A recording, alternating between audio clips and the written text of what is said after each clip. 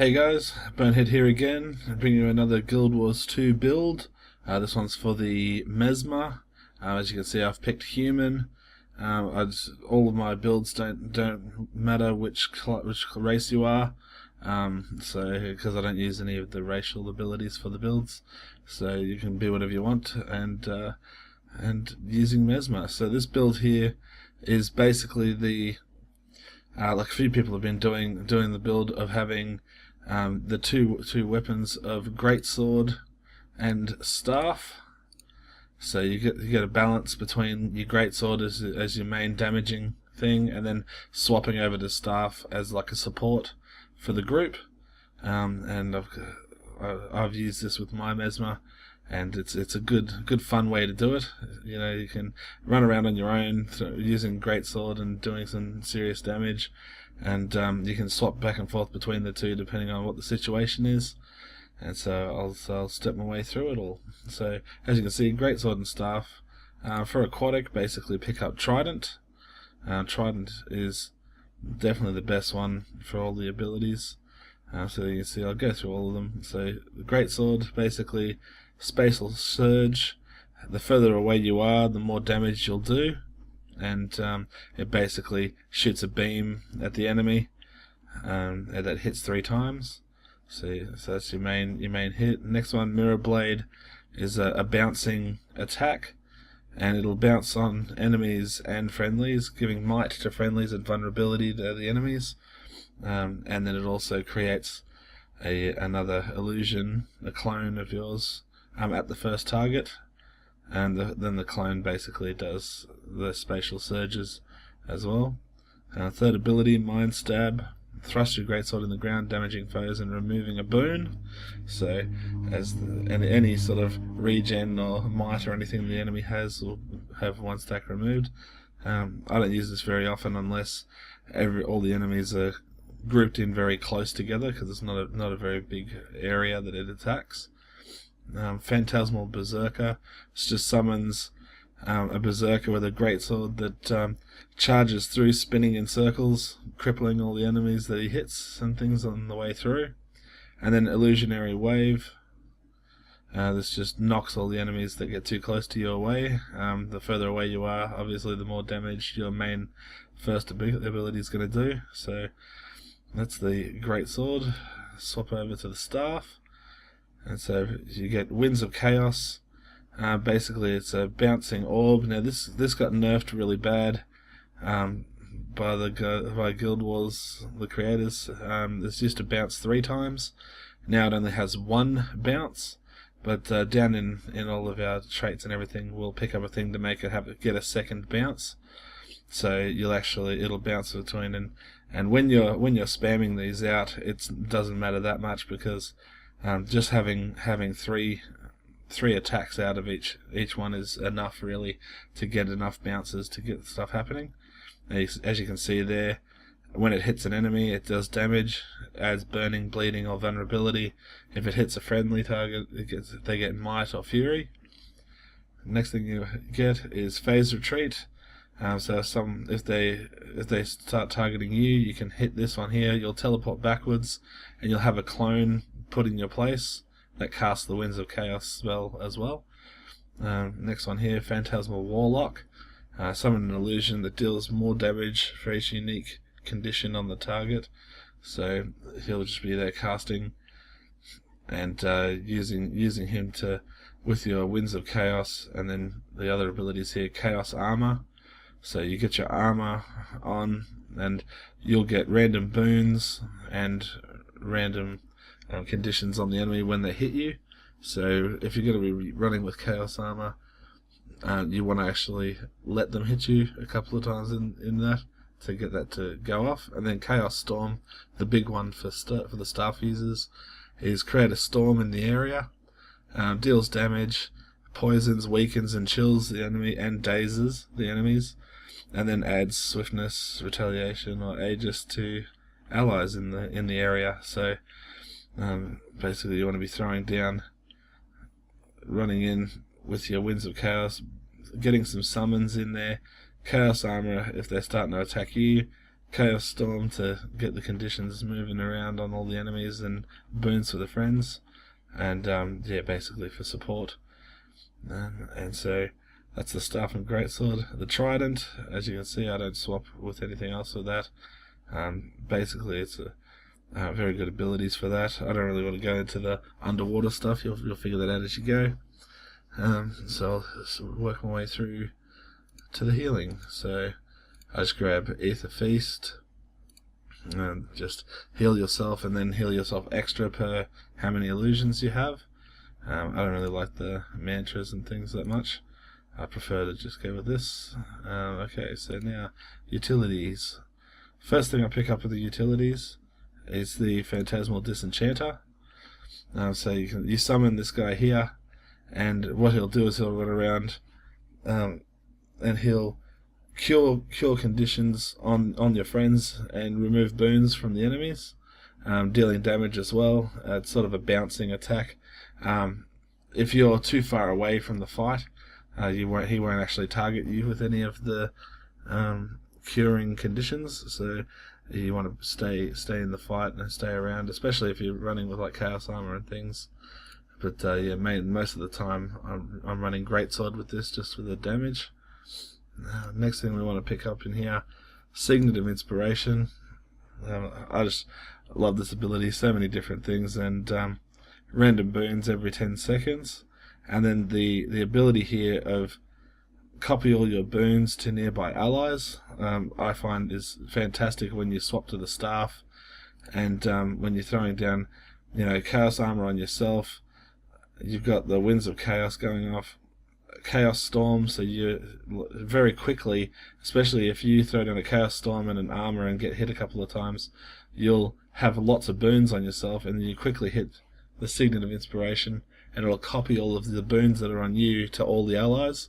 So especially like regeneration is the big one for that, I find.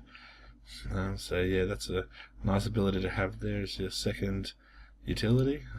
And the last one here is one of the most powerful things, which is Null Field.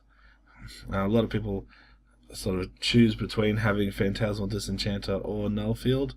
I find the Null Field, you want to have that. It's one of the most powerful things you've got.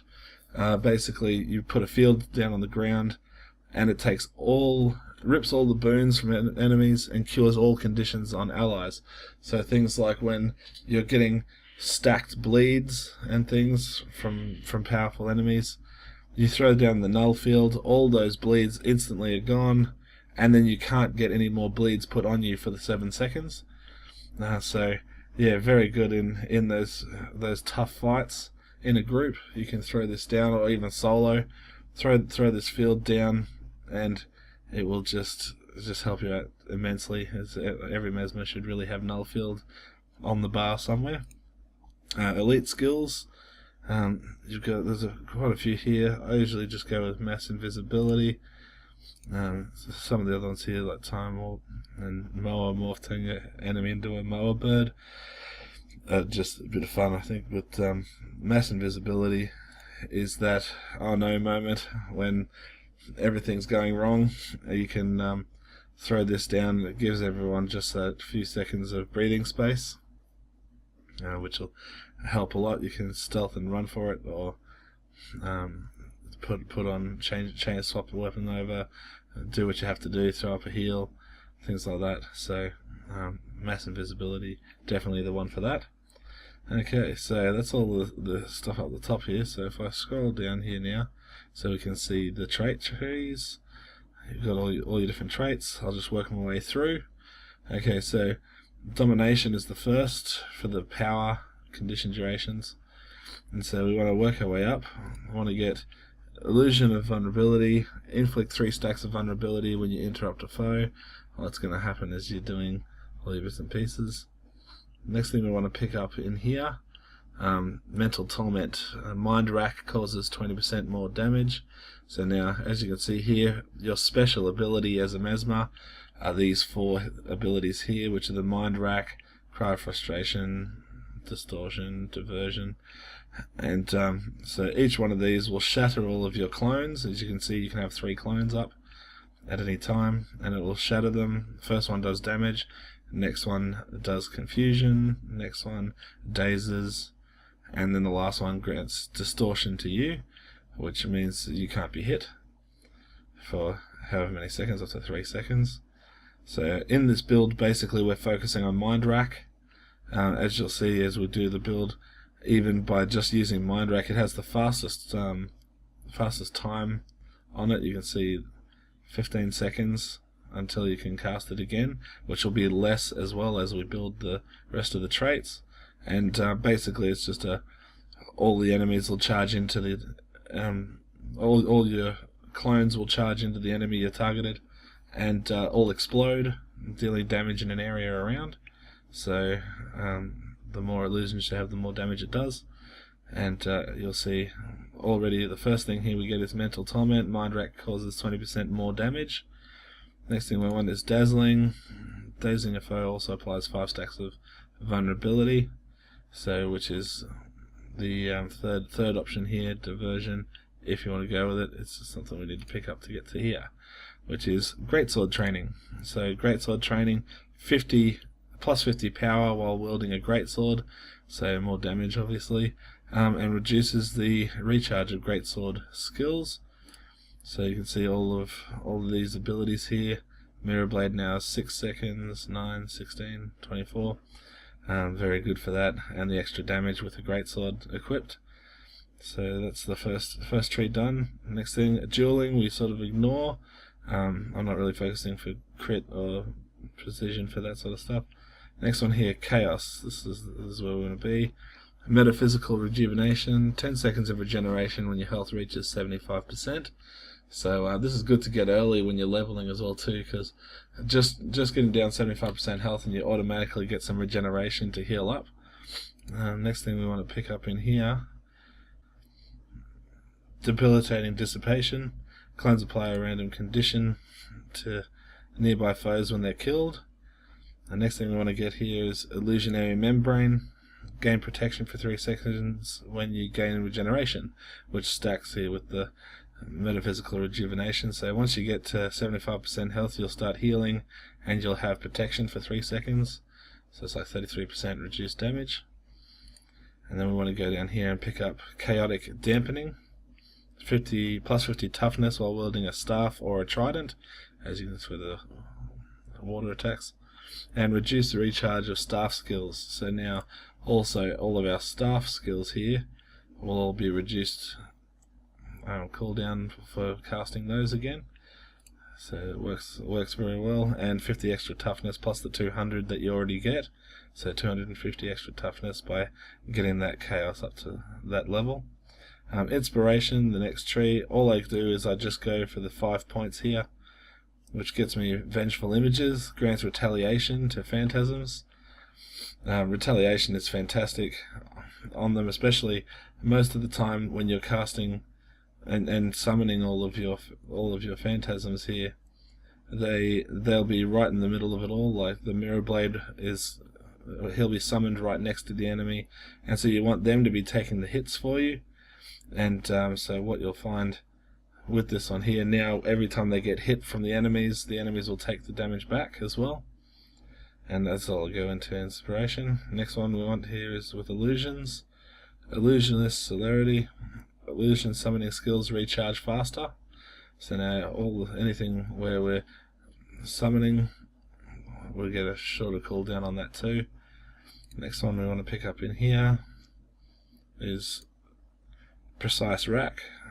10% higher crit chance for Mind Rack, which is the main shatter ability I use. Then in here we want to get Illusionary Retribution. All shatter skills inflict confusion. So this is one of the things I like, for the fact that now just using a Mind Rack to do damage will also do the confusion for you as well. And then in here we want to go ahead and pick up Bouncing Attacks. Illusionary Elasticity. Bouncing attacks have 1 additional bounce. So as you can see, like I was saying before with the staff, Winds of Chaos only has 1 bounce now. Now it has 2 thanks to that. And that's That's the illusionary elasticity that we need for that. Your Greatsword has the bouncing attacks, the Trident has bouncing attacks and staff as well, so they all benefit from that. And then the last 5 points I put into here. Shattered Strength. Shattering illusions grants you 3 stacks of might.